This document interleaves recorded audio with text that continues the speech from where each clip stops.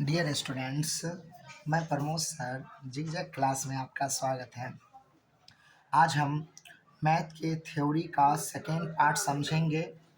कल हम त्रिभुज के क्षेत्रफल यहाँ तक समझे थे। आज उसके आगे त्रिकोणमिति का फॉर्मूला है, उसको समझेंगे। ये त्रिकोणमिति के फॉर्मूला को समझने के लिए एक राइट एंगल ट्रायंगल लेंगे और राइट एंगल ट्रायंगल में इस कोण को हम समकोण बना लेते हैं। तो समकोण और इस कोण को कोण बना लिए।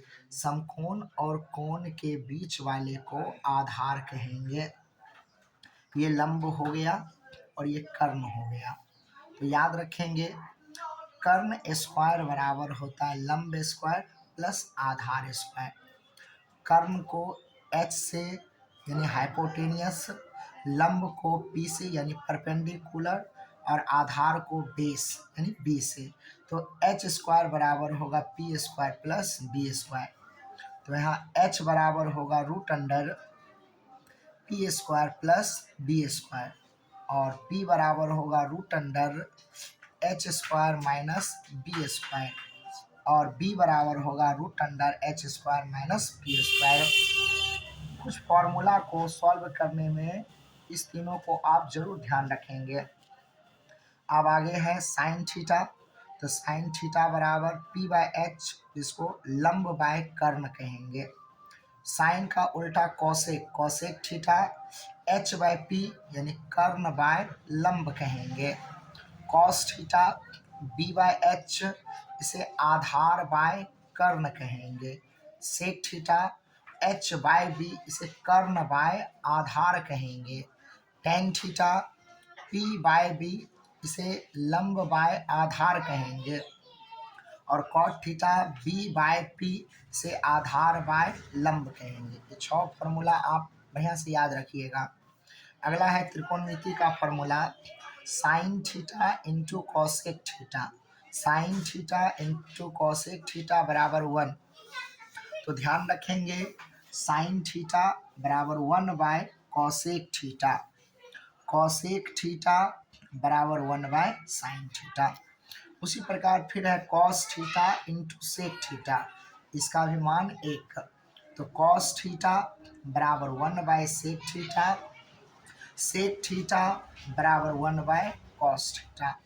फिर अगला है tan theta into cot theta. तो tan theta into cot theta बराबर 1। तो टेन थीटा बराबर 1 बाय कॉट थीटा और कॉट थीटा बराबर 1 बाय टेन थीटा।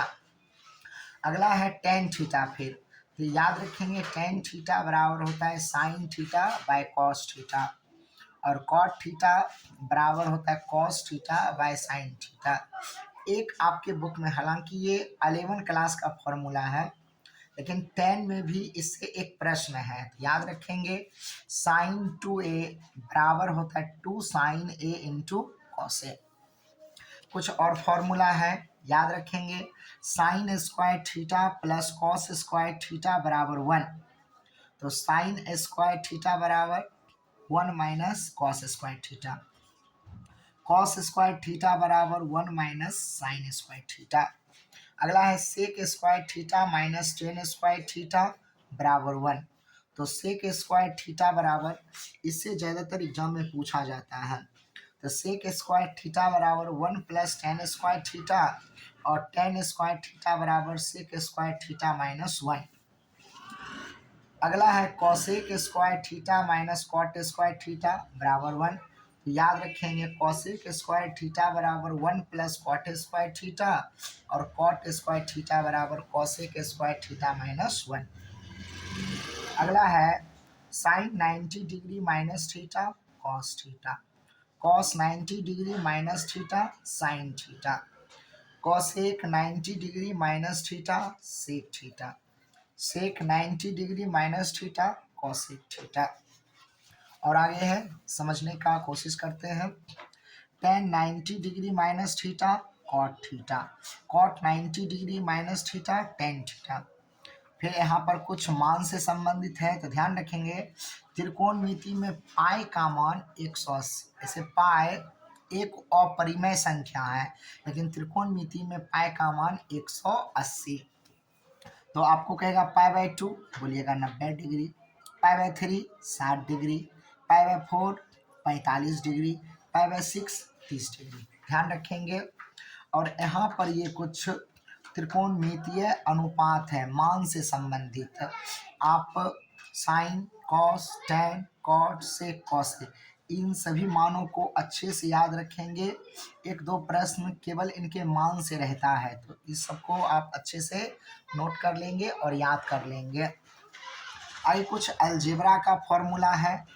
आपसे पूछा जाएगा, बताइए a प्लस बी का होल स्क्वायर, तो आप बोलेंगे A square plus 2ab plus B square. फिर अगला है a माइनस बी का होल स्क्वायर, तो आप बोलेंगे A square minus 2ab plus B square. आपसे पूछा जाएगा A square minus B square, बोलेंगे A plus B into A minus B. आपसे पूछा जाएगा A cube plus B cube, तो आप बोलेंगे A plus B into A square minus A B plus B square. फिर अगला है A cube minus B cube, तो आप बोलेंगे A minus B into A square plus A B plus B square. अब कुछ वृत्त से संबंधित यहाँ से, तो ध्यान रखेंगे। वृत्त, यहाँ छोटा सा चित्र बना रहे हैं। इस प्रकार जो आप आकृति देख रहे हैं, इसी को हम वृत्त बोलते हैं। तो वृत्त पर देखिए, याद रखेंगे, वृत्त पर अनेक स्पर्श रेखा, स्पर्श रेखा मतलब छूते हुए, ऐसे ऐसे ऐसे ऐसे ऐसे ऐसे ऐसे, यानी वृत्त पर अनेक स्पर्श रेखाएं खींची जा सकती है। फिर ध्यान रखेंगे, वृत्त पर के किसी एक बिंदु से केवल एक ही स्पर्श रेखा खींची जा सकती है। जैसे मान लीजिए ये एक वृत्त है, वृत्त पर अनंत बिंदु होते हैं और उसके एक बिंदु से हम केवल एक स्पर्श रेखा खींच सकते हैं। फिर है वृत्त के किसी बाह्य बिंदु से केवल दो स्पर्श रेखा खींची जाती है। ये वृत्त है और ये वृत्त का एक बाह्य बिंदु, इससे केवल दो, एक इधर मान लीजिए टच कर रहा हो और एक इधर, दो स्पर्श रेखा आप खींच सकते हैं वृत्त के बाह्य के केवल एक बिंदु से। वृत्त के किसी भीतरी बिंदु पर से कोई भी स्पर्श रेखा नहीं। जैसे मान लीजिए ये वृत्त है और भीतर का एक बिंदु है कहीं पर भी, तो इससे हम किसी भी तरफ एक भी स्पर्श रेखा को नहीं खींच सकते हैं। अब कुछ फॉर्मूला है, याद रखेंगे। वृत्त की त्रिज्या यानी r बराबर होगा व्यास बाई 2। आगे है अर्धवृत्त की परिधि, तो ध्यान रखेंगे पाई r प्लस 2r या r इंटू पाई प्लस 2। अगला अर्धवृत्त का क्षेत्रफल, तो 1/2 पाई आर स्क्वायर। और पूछेगा वृत्त का क्षेत्रफल, तो पाई आर स्क्वायर। फिर कहेगा वृत्त के चतुर्थांश का क्षेत्रफल, तो 1/4 पाई आर स्क्वायर। वृत्त की परिधि, तो बोलेंगे 2 पाई आर या पाई टी। अब है कुछ त्रिज्यखंड से संबंधित, थीटा त्रिज्या वाले त्रिज्यखंड के संगत की लंबाई, तो लंबाई या चाप की लंबाई कहे तो बोलिएगा theta by 360 into 2 pi r. और पूछेगा त्रिज्यखंड का क्षेत्रफल, बोलेंगे theta by 360 into pi r square. वर्ग का विकर्ण √2a। वर्ग का परिमाप 4 गुना भुजा या 4a, आप इसको √2 गुना भुजा बोल सकते हैं। अब कहेगा आयत का विकर्ण, तो बोलिएगा √L² प्लस बी स्क्वायर। आयत का परिमाप 2 इंटू लंबाई प्लस चौड़ाई, या बोलेंगे 2 इंटू एल प्लस बी। और आपसे कहेगा आयत का क्षेत्रफल, लंबाई गुना चौड़ाई, या बोलिएगा एल इंटू बी। फिर देखिए घनाभ का क्षेत्रफल 2 into L B plus B H plus L H. और बेलन का वक्र पृष्ठीय क्षेत्रफल 2 पाई आर एच। घनाभ का विकर्ण, तो √L² प्लस बी² प्लस h²। और घनाभ का आयतन L into B into H, या बोलेंगे लंबाई गुना चौड़ाई गुना ऊंचाई। फिर है बेलन का आयतन, याद रखेंगे पाई आर स्क्वायर एच। आपके बोर्ड में क्षेत्रमिति से भी ऑब्जेक्टिव के रूप में फॉर्मूला पूछेगा, तो आप सारे फॉर्मूला को याद रखेंगे अच्छे ढंग से। अगला है समबाहु त्रिभुज का क्षेत्रफल, तो √3/4 इंटू भुजा स्क्वायर या √3/4 ए स्क्वायर। और पूछेगा घन का विकर्ण √2 इंटू भुजा या √2 ए। देखते हैं और आगे कुछ और है। आपसे पूछेगा घन का आयतन, बोलिएगा भुजा क्यू या ए क्यू। घन का पृष्ठीय क्षेत्रफल 6 गुना भुजा स्क्वायर या बोलिएगा 6a स्क्वायर। पूछेगा बेलन का संपूर्ण पृष्ठीय क्षेत्रफल, तो 2πr into R plus H. समद्विबाहु त्रिभुज का क्षेत्रफल बोलेंगे a/b √4b² minus A square. सारा फॉर्मूला है, याद रखिएगा तो हिसाब बनाने में बहुत ही सहूलियत होगी। गोले का पृष्ठीय क्षेत्रफल 4πr²। अर्धगोले का वक्र पृष्ठीय क्षेत्रफल 2πr²। अर्धगोले का संपूर्ण पृष्ठीय क्षेत्रफल 3πr²। गोले का आयतन 4/3 πr³। शंकु की तिर्यक ऊंचाई जिसे L से सूचित करते हैं, फॉर्मूला होता है √r² प्लस h²। और शंकु की त्रिज्या r यानी √l² माइनस h²। और ऊंचाई बराबर √l² माइनस r²। आपसे कहेगा शंकु का आयतन बोलिए, तो बोलेंगे 1/3 πr²h। शंकु का वक्र पृष्ठीय क्षेत्रफल πrl।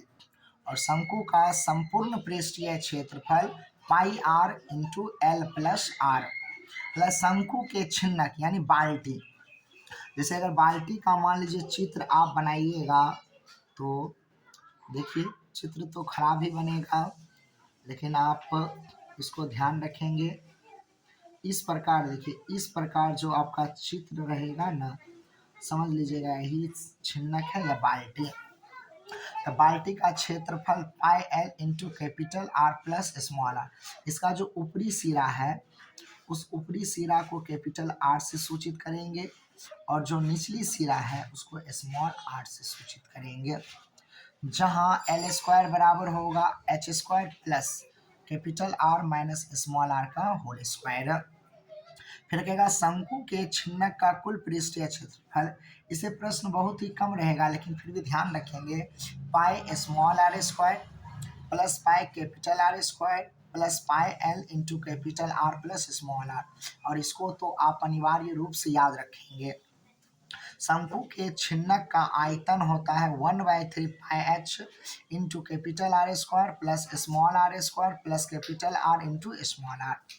अब यहाँ कुछ सांख्यिकी का है, माध्य बराबर, तो आप जानते हैं सभी प्रेक्षणों का योग बाय सभी प्रेक्षणों की कुल संख्या, या आप ऐसे बोल सकते हैं माध्य बराबर सिग्मा fx/n।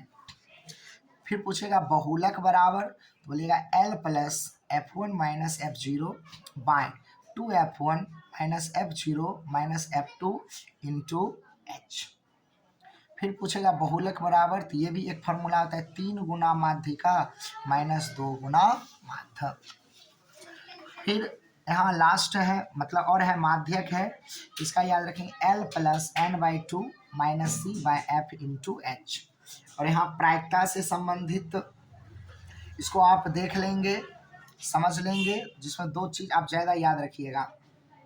असंभव घटना की प्रायिकता 0 होती है और निश्चित घटना की प्रायिकता 1 होती है। बाकी देख लीजिए प्रायिकता निकालने का ये फॉर्मूला है घटनाओं की संख्या व कुल घटनाओं की संख्या।